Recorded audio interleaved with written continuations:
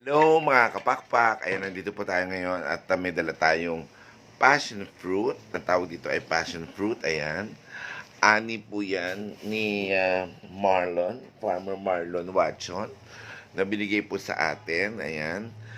Passion fruit, medyo maasim siya, ginagawa po siyang juice. Pag ginawa na siyang juice, ganito na siya. Paano ba ginawa? Inano to, no? Dinikdik. Ano yan? Sinala. Sinalang maigi, tapos nilagyan ng konting honey, kasi sobrang asim po talaga ng passion fruit, tapos ganito na siya. Juice na siya. Refreshing.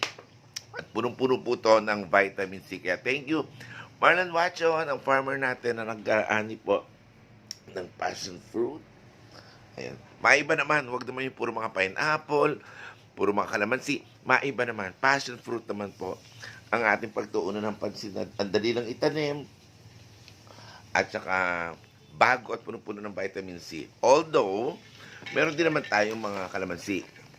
Ayan, very very soon, gagawin natin din yung calamansi juice. Okay, and that's the latest, mga kaagilang pakpak, mga kaagilang gala.